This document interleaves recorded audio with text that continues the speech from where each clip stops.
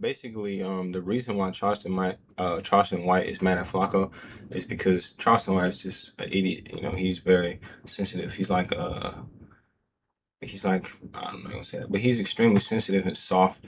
He falls out with everybody over the most minor things. He fell out with Say Cheese TV because, man, the titles, man, the titles, and he doesn't take responsibility for his own actions. He says like, oh, if I say this bad thing about you, it's because you made me say it.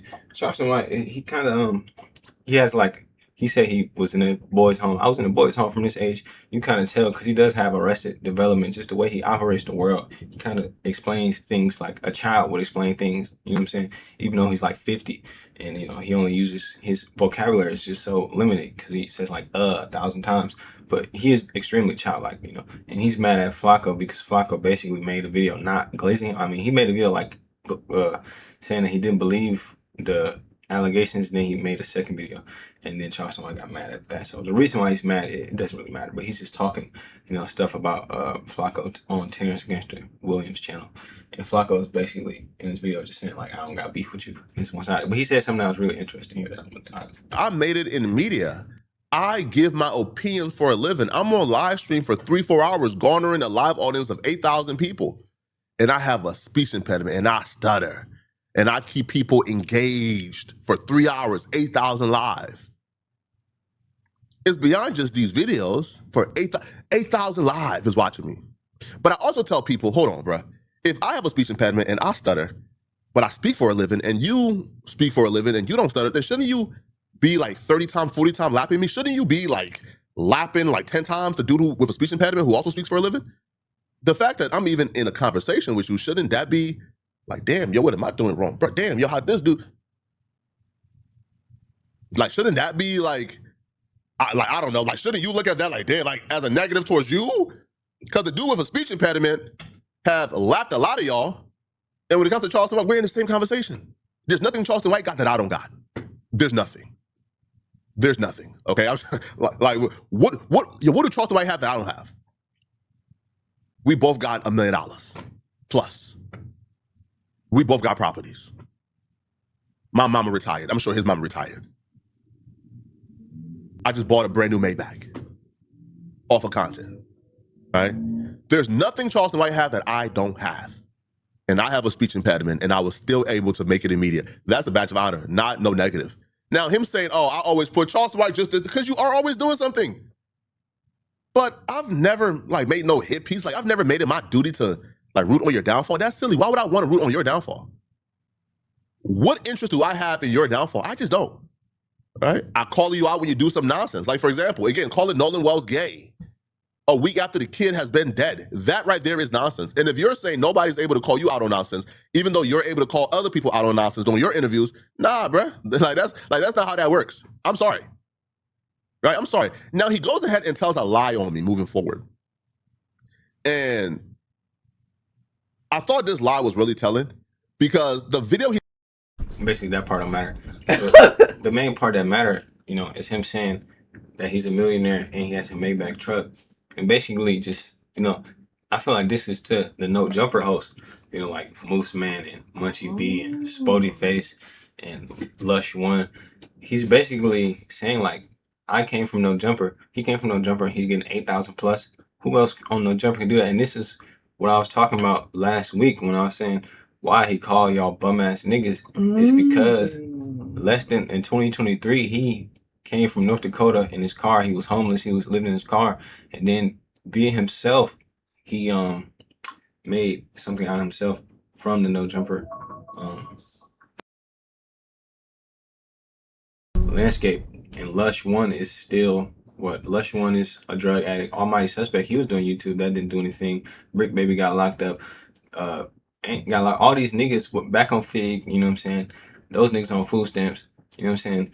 Flacco is the biggest, best thing to come out of No Jumper. And Moose Man, you will never ever be able to achieve Flacco's level because you are a normie person. You are average, and it's better to be, I'd rather be Flacco or Whack, because as much as people hate Whack and hate Flacco and hate academics, these niggas are millionaires, and as much as you niggas hate them, that doesn't affect, like, you can be liked or whatever, people are still going to tune into Whack. Like, stop watching Whack if y'all hate him so much, but they can't stop watching Whack.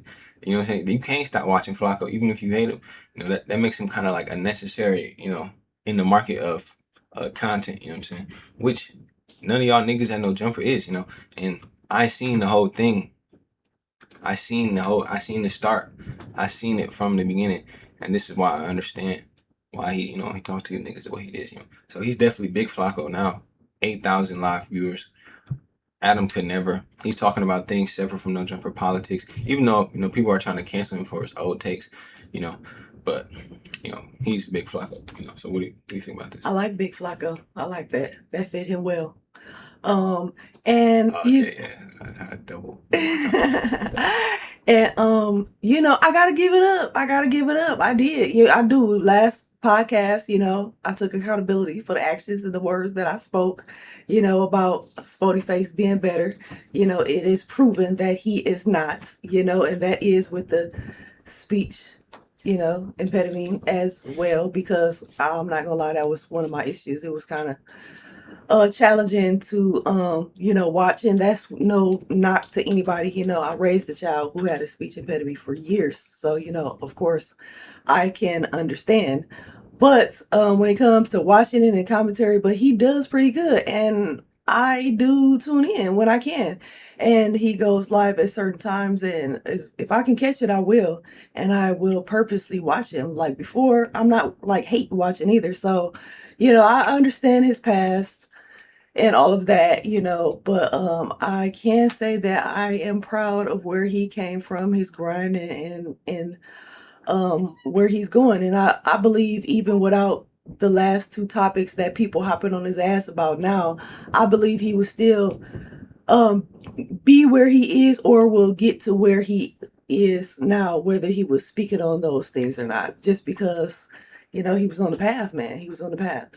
And you pointed out like that, I do get, because at first I'm like, damn, he just clowning the host like that. But I'm just looking at it as like co-workers talking shit. I'm not looking at the take and the reality of it.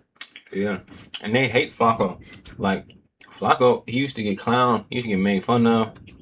They used to say that he stank. You know what I'm saying? They used to say that his girlfriend wasn't really his girlfriend. You know what I'm saying? And then Munchie B, he put in this 2,500 for the box. Ain't that snitching, Munchie B? Ain't you a snitch according to your own logic? Because the dude, you say he pimping a minor, right? So what, K7 or whatever his name is? You know what I'm saying? So it just don't make any sense. But those hosts, I don't know why, but the No Jumper hosts who I don't watch No Jumper, they just have a presupposed bias for like gang members. I don't know, it's because they live in LA, so they think like being in the gang is like normal. But like to niggas from North Dakota or wherever, it's not normal for niggas to be in gangs. Like this ain't, you know, that's frightening. You know what I'm saying? Niggas a part of a gang, like you just a gangbanger, nigga. That's not normal. But you guys, or they hate that he exposed. He's doing this police work. He's snitching or whatever. It's just, you know, the black community, you can't snitch, you can't work for the cops, you can't want to see criminals arrested. Like Lil Boosie was saying, like, man, y'all doing a police job. And Act was like, yeah, we want to see the criminals arrested. But it's just, you can't really have that view, especially if you in LA, especially if you surrounded by dudes who want to be tough, or dudes who want, you know, who have a strong affinity towards tough, or street dudes, or dudes who, I don't know what this Moose Man dude is, or this Rios dude, but I hate watching No Jumper and seeing the squares speak gang member terms. And then I love it the most when I see the gang members like Hawk they don't encourage the gang shit. They're like, okay, you know, like Munchie B, he got this dumb rule, anybody's a snitch, you know. He's trying to apply his standards to normal people, but you know, he talks bad about Flacco, you know. But what I'm saying is that Flacco represented the only person at No Jumper who wasn't, you know, sacchariding the gang members. He does, but he doesn't. And even now, you know, the host, every time his name is brought up, Moose Man, Rios, all those niggas, they always got something negative to say. So I understand why he, just like Wack, y'all niggas, you always got something negative to say. These niggas, they should be allowed to talk shit back to y'all, call in and clown y'all niggas. You know what I'm saying? That's how I feel about it. You know what I'm saying? Like Dean and AB. Yeah. We dressed alike.